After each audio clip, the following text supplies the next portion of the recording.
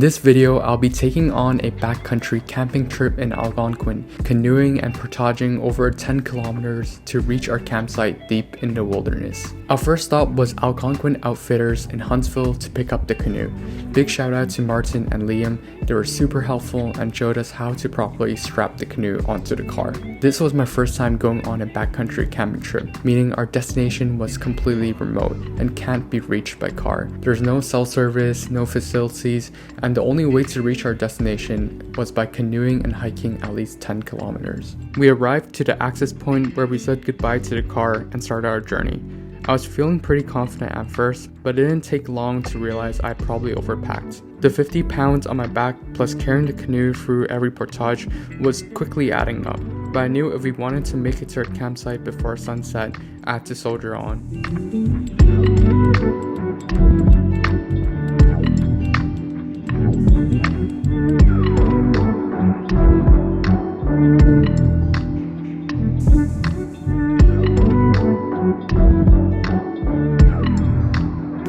Here, and get to there. I think it's like 4K light work, right? I hope so. At this point, we have made it through Hambone Lake and gone through 2 portages. Now lies the biggest stretch of canoeing before our destination. Going through Ralph Bice Lake would be at least 5 kilometers of straight paddling. As complete beginners, we thought the best idea would be to cut through the middle, but we later found out that probably wasn't the smartest idea, since we would be fighting the strongest waves and wind. Being so far from the shore also made it the most dangerous place to be if we capsized.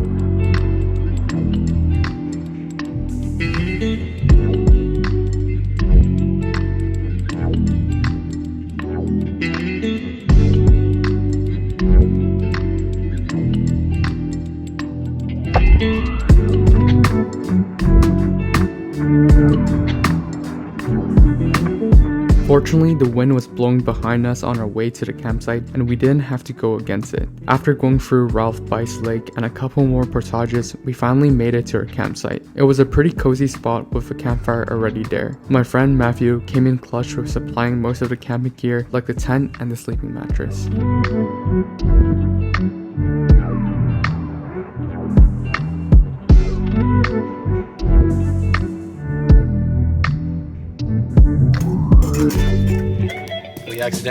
I accidentally forgot the burner for the gas can, so we have no fire source other than an actual fire. If you want to come take a look at the noodles, like 45 minutes later, ooh, not too shabby. Got some, what's that? Butter and herb, creamy parm with some filtered lake water. It's actually not working. It's pretty working. Decent, it's decent. Despite not bringing the burner, making the fire to cook our dinner did feel like we fully immersed ourselves into the backcountry camping even more. But nothing prepared me for the bugs and mosquito that came out at night. Before we called it a day, we still had to place all our food in a bag and hang it high up in a tree branch so it would be far away from a bear's reach. After we gave it a couple more throws, we eventually got the bag high enough on the tree. The camera probably didn't pick up the amount of bugs that were constantly surrounding us, so I was more than relieved to be in a tent that night. The next morning, I woke up bright and early at 6 a.m. to check my surroundings, and I was just hoping I could spot a moose as well. To be honest, I couldn't get that much sleep the night before. Maybe I was partly paranoid when hearing wolves howling in the distance, or just how hot it was during a summer night, but I just couldn't fall asleep.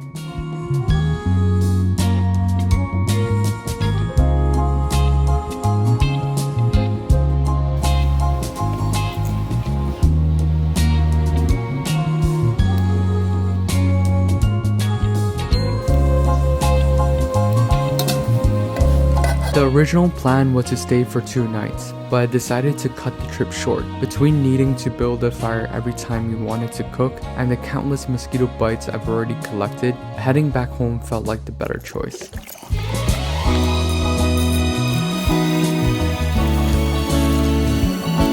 This first backcountry canoe camping trip was definitely a success. We even met a couple, Kim and Keith, who shared some of their camping experience with us, like how to lift a canoe properly and why you should always hug the shoreline. By the end, I left with a few new skills and a much better idea of what backcountry camping is like. I'll definitely be back out here again, maybe just with a little less gear and more bug spray.